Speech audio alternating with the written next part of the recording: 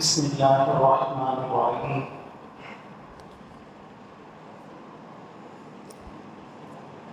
الحمد للہ رب العالمین والصلاة والسلام علی سید الانبیاء والمرسلین اما بعد اعوذ باللہ من الشیطان الرجیم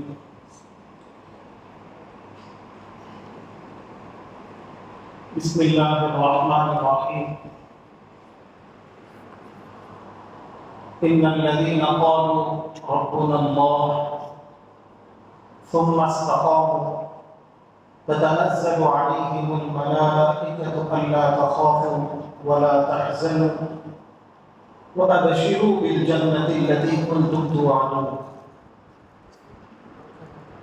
نحن أولياؤكم في الحياة الدنيا وفي الآخرة ولكم فيها ما تشتهي أنفسكم ولكم فيها ما تدعون نزلا من غفور رحيم صدق الله العلي العظيم.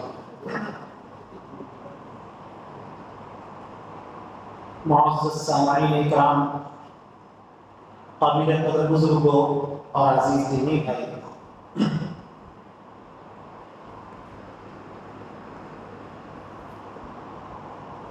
گزشتہ جمعہ کو میری آمد نہیں ہوئی اور اس سے پہلے جمعوں میں استقامت کا بیان چل رہا تھا.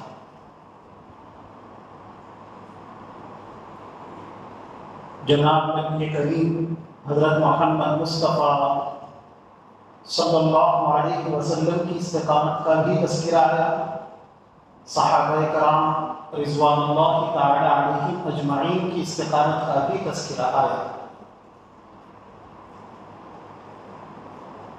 اور پھر اس کے بعد حضرت امام احمد بن حنبل رحمہ اللہ کی استقامت کا بھی تذکرہ آیا تھا. تو یہ ایک تسلسل ہے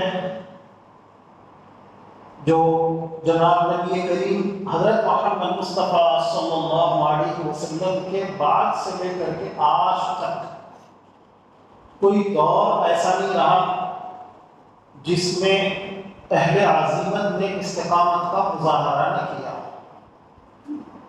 ہر دور میں استقامت کا مظاہرہ ہوتا ہے،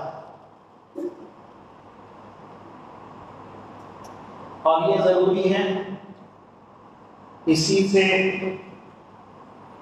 گویا دین کی حفاظت بھی ہوتی ہے، اور ہر مسلمان کی اپنی بھلائی، اخروی بھلائی، اور جو اس کا اپنا اصل گول ہوتا ہے، جو جس جنت کو وہ اپنا مقصود بناتا ہے، اللہ کی رضا کو اپنا مقصود بناتا ہے، تو اس کی یہ منزل بھی استقامت کے بغیر حاصل نہیں ہو سکتی.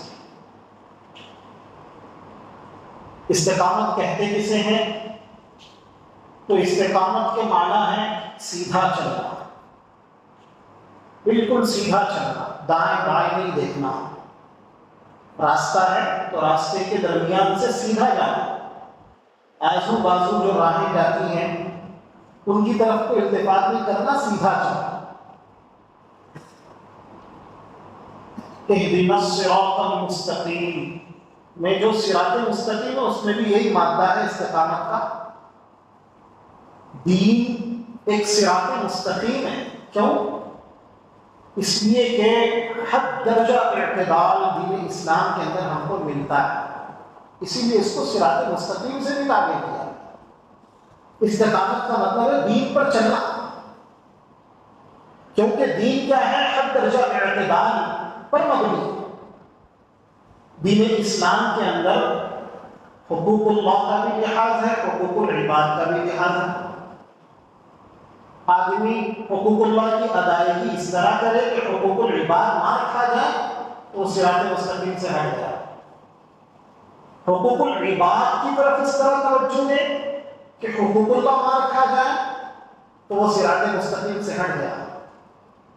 اور پھر حقوق العباد میں بھی ہر ایک کے حقوق ہیں، جانوروں کے بھی حقوق ہیں اور انسانوں میں بھی ہر ایک کے حقوق. مثال کے طور پر ماں باپ ہیں تو ماں باپ کے بھی حقوق ہیں، بیوی بچوں کے بھی حقوق ہیں، اولاد کے بھی حقوق ہیں۔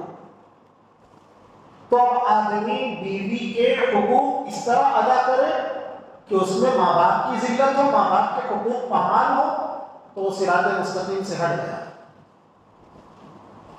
اور اگر ماں باپ کے حقوق اس طرح سے ادا کرے کہ اس کی وجہ سے بیوی پر ظلم ہونے لگے، تو بھی وہ صراط مستقیم سے ہٹ گیا۔ تو صراط مستقیم دین اسلام یہ حد درجہ اعتدال پر مبنی ہے، اس میں ہر ایک کے حقوق کا لحاظ رکھا گیا ہے، اور جس طرح کے احکام ہیں اگر اس میں تھوڑی سی بھی نافرمانی ہو جائے یا تھوڑا سا بھی ادھر ادھر ہو جائے تو کسی نہ کسی کا حق مارا جائے، کسی نہ کسی کا حق ضائع ہوگا۔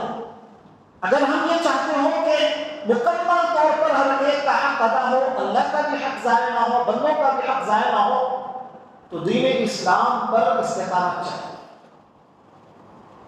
مکمل طور پر اللہ کے احکام کی اطاعت، اللہ کی طرفداری۔ جب تک بندہ نہیں کرے گا سب کی طرفداری نہیں کر سکتا، کسی ایک کی طرفداری کرے گا دوسرے پر ظلم کرے گا، دوسرے کے حقوق کو مارے گا، دوسرے کے حقوق کو تنگ کرے گا، پامال کرے گا۔ تو اسی لیے دین اسلام کو بھی، دین اسلام پر چلنے کو بھی استقامت کہا جاتا ہے، چونکہ یہ بالکل ایک سیدھی راہ ہے۔ اگر اس سے مڑیں گے تو یا تو افراط ہوگی یا تفریط ہوگی۔ تو استقامت کہتے ہیں دین پر چلنا، جب کوئی چیز سمجھ میں آ جائے کہ یہ حق ہے تو حق پر ڈٹ جانا، جم جانا، اس کو استقامت کہا جاتا ہے۔ اس کی کئی مثالیں ہمارے سامنے آ چکی ہیں۔ استقامت کا ایک معنی یہ بھی ہے کہ آدمی صرف یہ نہیں کہ نیک عمل کرے، بلکہ مداومت کے ساتھ، پابندی کے ساتھ، مواظبت کے ساتھ اس عمل کو کرتا رہے، یہ استقامت ہے۔ فجر کی نماز پڑھ لی، ظہر کی نماز چھوڑ دی، فجر ظہر عصر پڑھ لی، مغرب چھوڑ دی، عشاء چھوڑ دی، ساری نمازیں پڑھ رہا ہے لیکن ایک آدھ نماز بھول کر والی استقامت نہیں۔ نماز پڑھنے کا مطلب ہے ہر نماز پڑھنا اور پڑھتے رہنا، آج پڑھ لی کل نہیں پڑھی، 3-4 دن تو پڑھ لی لیکن کچھ دنوں کے بعد پھر چھوڑ دی، یہ استقامت نہیں۔ استقامت کہتے ہیں پابندی کے ساتھ عمل کرتے رہے، اور صرف نماز کا معاملہ نہیں، نماز تو ہے ہی ہے، نماز کے علاوہ بھی اللہ کے جتنے احکام ہیں ادا کرنا اور کرتے رہنا، اس کو استقامت ہے کہ مداومت کے ساتھ، پابندی کے ساتھ ادا کرتے رہنا۔ اور یہ اونچے درجے کا کمال ہے، اونچے درجے کا کمال، اور اسلام میں مطلوب ہے۔ اللہ کے نبی حضرت محمد مصطفیٰ صلی اللہ علیہ وسلم نے تو کہا تھا کہ بادروا بالاعمال فتنا کقطع اللیل المظلم، دیکھو اعمال میں جلدی کرو، تاریک اور اندھیری رات کے مانند فتنوں کے آنے سے پہلے پہلے۔ جب وہ ہر طرف سے فتنے امڈ پڑیں گے تو اس وقت میں اعمال کا کرنا مشکل ہو جائے گا، بہت بھاری ہوگا۔ تو اس سے پہلے پہلے کیا کر لو، بادروا بالاعمال الصالحہ، اعمال کرتے رہو۔ اور اللہ کے نبی صلی اللہ علیہ وسلم نے کہا تھا کہ جب یہ فتنے امڈ پڑیں گے تو حالت کیا ہوگی، یصبح الرجل مؤمنا ویمسی کافرا، اور یمسی مؤمنا ویصبح کافرا، کہ صبح ایمان کی حالت میں ہوگی، شام ہوتے ہوتے آدمی کافر ہو جائے گا، یا یہ کہ شام میں مومن رہے گا لیکن فتنے اس درجے رہیں گے کہ صبح ہوتے ہوتے وہ کافر ہو جائے گا۔ یہ اللہ کے نبی حضرت محمد مصطفیٰ صلی اللہ علیہ وسلم نے بیان کیا تھا۔ آج وہ دور ہمارے سامنے آ چکا ہے، اب تفصیل کا تو موقع بھی نہیں۔ آپ ملک کے حالات دیکھ لو اور پھر پورے عالمی حالات دیکھ لو، اس وقت مسلمانوں کی دین و ایمان پر ایک عجیب طریقے سے حملہ ہے، اور مسلمانوں کو دین و ایمان سے پھیرنے کے لیے پوری دنیا ڈٹی ہوئی ہے، اور پوری دنیا یہ چاہتی ہے کہ مسلمان اپنے دین سے بے وفائی کرے، اپنے دین سے برگشتہ ہو جائے۔ لیکن عجیب بات ہے کہ دین اسلام کے بارے میں لوگ کہتے بھی ہیں کہ یہ ایک دقیانوسی اور پرانے زمانے کے خیالات پر مبنی مذہب ہے۔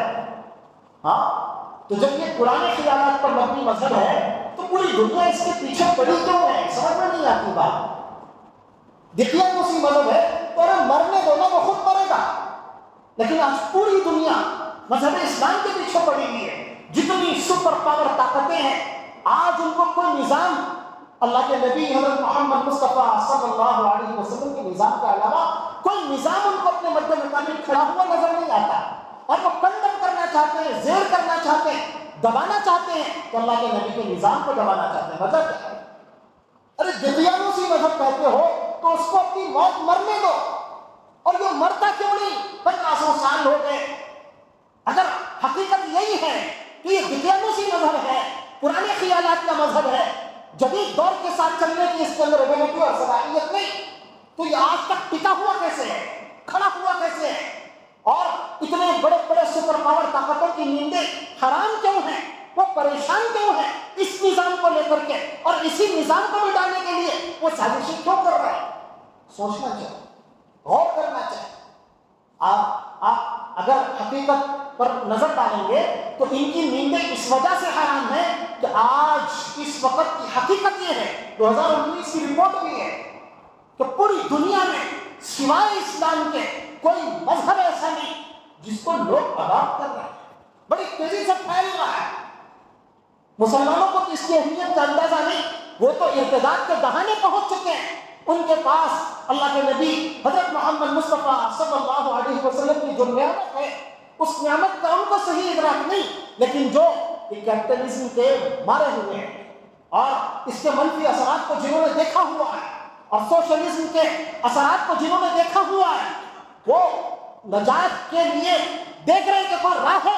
اور جب وہ اسٹڈی کرتے ہیں اور پھر ایک پروپیگنڈا اسلام کے خلاف پھیلایا جاتا ہے نا، ہر جگہ سے اسلام کو کنڈم کر کے دکھایا جاتا ہے پوری میڈیا میں، تو تجسس پیدا ہوتا ہے. انسان پڑھتا ہے، کوشش کرتا ہے، تو اسٹڈی جب کرتا ہے تو وہ اسلام قبول کرتا ہے، ایمان قبول کرتا ہے. ایمان پھیل رہا ہے، اسلام پھیل رہا ہے. نیندیں حرام ہو رہی ہیں یہودیوں کی، نیندیں حرام ہو رہی ہیں ان لوگوں کی. یہ مذہب اسلام کی حقانیت ہے. تو یہ ایک حقیقت ہے کہ مذہب اسلام تو قیامت تک کے لیے آیا ہوا مذہب ہے، اور یہ اس کے اندر رہنمائی کی صلاحیت قیامت تک آنے والے ایک ایک انسان کی رہنمائی کرنے کی اس کے اندر صلاحیت ہے. اسی لیے لوگ اس کے پیچھے پڑے ہوئے ہیں. اور لوگ یہ چاہتے ہیں کہ اگر آگے چل کر کے ہمارے خلاف کوئی نظام کھڑا ہو سکتا ہے تو اسلام کے علاوہ پوری دنیا میں یہ جتنی دجالی طاقتیں ہیں، ہر ایک کو انہوں نے کنڈم کر لیا، زیر کر لیا اور قابو پا لیا. کسی سے ڈر نہیں لگتا. ان کو ڈر لگتا ہے تو اللہ کے نبی کے نظام سے ڈر لگتا ہے. یہ سمجھتے ہیں کہ ہمارے راستے کا اگر کوئی روڑا ہے تو یہ مذہب اسلام ہے. جب تک اس کو ختم نہیں کریں گے شیطانی چالیں ناکام ہے. دجالی نظام اپنے انجام کو نہیں پہنچ پائے گا. اگر اس کو اپنے انجام کو پہنچنا ہے تو اس نظام کو روکنا ہوگا. اس لیے وہ کیا کرتے ہیں کہ اس کے پیچھے پڑے رہتے ہیں اور پڑے ہوئے ہیں. لیکن ہمیں چاہیے کہ ہم اس کی حقانیت کو سمجھیں. ہمارے لیے تو بہرحال اگر نجات ہے تو اللہ کے نبی حضرت محمد مصطفیٰ صلی اللہ علیہ وسلم کے لائے ہوئے دی. حضرت عبداللہ بن زبیر رضی اللہ تعالی عنہ کا جب سامنا ہوا نا حجاج یوسف سے، حجاج بن یوسف جو بہت بڑا ظالم تھا، بڑے بڑے صحابہ کرام کا اس نے خون بہایا، تو جب سامنا ہوا تو عبداللہ بن زبیر رضی اللہ تعالیٰ عنہ کے ساتھ اس طرح کی سازشیں کی گئی کہ آپ کے اپنے گھر والے بھی آپ کے مخالف ہو، خلاف ہو، کوئی آپ کے ساتھ کھڑا نہیں رہا اور آپ نہتے ہو گئے، تنہا ہو گئے، بالکل اکیلے ہو گئے. جب اکیلے ہو گئے اور حجاج بن یوسف بالکل موت کا طالب بن کر کے کھڑا ہوا ہے، وہ چاہتا ہے کہ عبداللہ بن زبیر کو شہید کر دے، قتل کر دے، تو ایسی حالت میں حضرت اسماء اپنی والدہ کے پاس گئے، حضرت عبداللہ بن زبیر رضی اللہ تعالیٰ عنہ، اور جا کے کہنے لگے کہ اما جان آپ تو جانتی ہیں میرے حالات ایسے ہیں کہ آج میرا اپنا کوئی نہیں رہا، سب جا کر کے مل گئے ان ظالموں کے ساتھ، میرے اپنے رشتے دار بھی جا کر کے مل گئے، اب میں کیا کروں؟ والدہ پر اعتماد تھا اور اونچے درجے کی صحابیہ تھی وہ بھی، تو کہا کہ میں اب کیا کروں، آپ سے مشورہ کرنا چاہتا ہوں. تو وہ جو والدہ تھی انہوں نے مشورہ دیا. کیا مشورہ دیا؟ انہوں نے یہ کہا بیٹا دیکھ تو حجاج بن یوسف کے اور ان ظالموں کے خلاف تھا تو کیوں تھا؟ کیا تجھے اپنی طاقت پہ بھروسہ تھا؟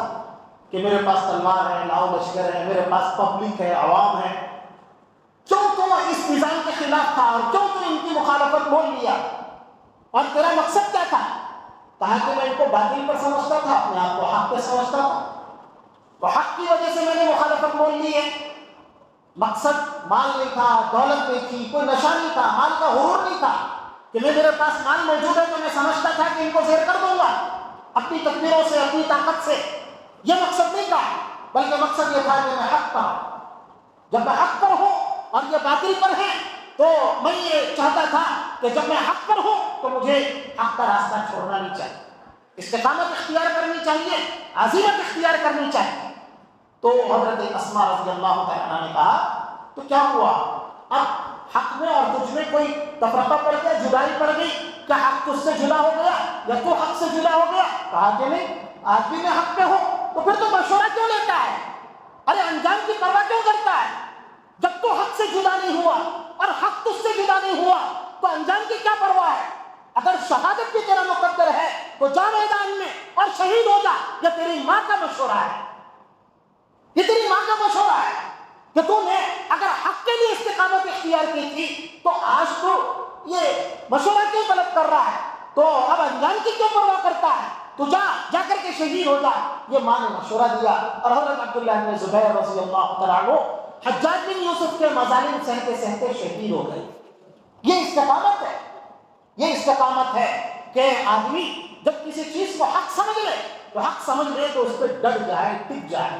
دیکھیے مسلمانوں سے آگے کے حالات اب اس استقامت کا مطالبہ کرنا ہے۔ دین کے لیے تو خطرہ نہیں ہے۔ دیکھیے دین اسلام کا ذمہ تو اللہ نے لیا ہے، یہ اللہ کے نبی کا لایا ہوا نظام ہے، اور اللہ کے نبی کا لایا ہوا نظام پوری دنیا میں غالب ہونے کے لیے آیا ہے، پوری دنیا میں غالب ہونے کے لیے آیا ہے۔ اور دنیا کی کوئی طاقت، بڑے سے بڑا شیطان، حتیٰ کہ دجال بھی اللہ کے نبی کے لائے ہوئے نظام کے لیے خطرہ نہیں بن سکتا۔ قیامت تک باقی رہے گا اللہ کے نبی کا نظام، اور پھولے گا، پھلے گا، پنپے گا، لیکن مسئلہ مسلمانوں کا ہے، مسئلہ ہم لوگوں کا ہے۔ اگر ہمیں گویا اپنی عزت پیاری ہے، اپنی حفاظت پیاری ہے، ہم یہ چاہتے ہیں کہ ہم ذلیل نہ ہو، ہمیں عزت حاصل ہو اور دنیا ہمیں سلوٹ کرے، تو ہمیں چاہیے کہ اللہ کے نبی کے نظام کے ساتھ جو مضبوطی کا تعلق ہو، مضبوطی کا تعلق قائم کریں، استقامت کا مظاہرہ کریں۔ اگر استقامت کا مظاہرہ نہیں کریں گے تو ہو سکتا ہے کہ ہم اپنے دین و ایمان تک سے ہاتھ کو بیٹھیں۔ اور بڑے بڑے علماء کا کہنا ہے کہ حالات جس طرف کو جا رہے ہیں، یہ حالات بتا رہے ہیں کہ آئندہ آنے والے کچھ سالوں کے اندر سینکڑوں کی تعداد میں، ہزاروں کی تعداد میں خود ہندوستان میں ارتداد پھیل سکتا ہے۔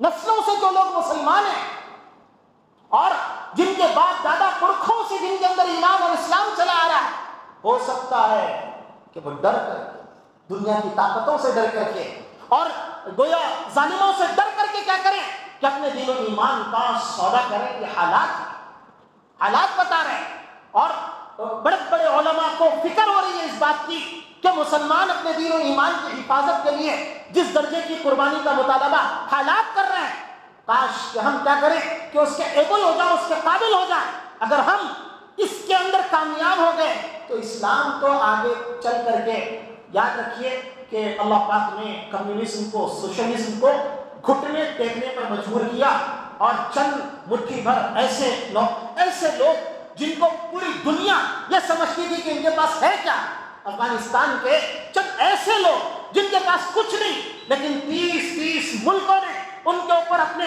پورے اسباب کے ساتھ، ہتھیار کے ساتھ، پوری طاقت جھونک کر کے مقابلہ کیا۔ لیکن دیکھ لیا اللہ پاک نے ایسے گئے گزرے دور میں جہاں مسلمانوں میں اتحاد باقی نہیں، اتفاق باقی نہیں، لیکن زمین کے ایک چھوٹے سے ٹکڑے پر لوگ اللہ کے نام پر اکٹھا ہو گئے اور انہوں نے استقامت کا مظاہرہ کیا، تو اللہ نے کمیونزم کا جو طوفان، یہ جو سرخ سیلاب تھا، اس کو ہماری آنکھوں کے سامنے، ایسے نہتے لوگوں کے سامنے بالکل ذلیل ہوتا ہوا، خار ہوتا ہوا، دم توڑتا ہوا ہماری آنکھوں کو دکھلا دیا۔ ہم نے اپنی آنکھوں سے دیکھا کہ کمیونزم کس طریقے سے گویا مکمل طور پر بے خوف کن سے جڑ سے سے اکھڑ کر کے رہ گیا اور اللہ پاک نے ان مومنوں کو فتح و نصرت عطا فرما دی۔ اب کیپٹلزم کے ٹوٹنے کا دور آ گیا، اس کے بعد اللہ کے نبی کا لایا ہوا نظام، اس کو پوری دنیا خود سے ایکسپٹ کرے گی اور ساری انسانیت کی پکار ہوگی۔ اب یہ دور آ رہا ہے، جب یہ دور آ رہا ہے تو اس دور کے آتے ہوئے اور انقلاب کے آتے ہوئے اب ہمارا اپنا مسئلہ ہوتا ہے کہ اگر ہم استقامت کا مظاہرہ کرتے ہیں تو اللہ کے غازی بندے بن کر کے اور اللہ کے مقبول بندے بن کر کے اپنی دنیا کو بھی بچا لیں گے اور اپنی آخرت کو بھی بچا لیں گے۔ لیکن اگر استقامت کا مظاہرہ نہیں کریں گے اور اپنے مذہب سے اٹوٹ وابستگی پیدا نہیں کریں گے، شکوک و شبہات جو ہیں وہ دور کر کے اللہ کے نبی کے لائے ہوئے نظام کو سمجھنے کی کوشش نہیں کریں گے، تو ہو سکتا ہے اللہ خاتم بدہن کہ ہو سکتا ہے کہ ہم اپنے دین و ایمان سے برداشتہ ہو جائیں۔ اللہ پاک کے ہمیں سننے سے زیادہ سمجھنے کی توفیق نصیب فرمائے اور راہ استقامت اختیار کرنے کی توفیق نصیب فرمائے۔ آمین وآخر دعوانا الحمدللہ۔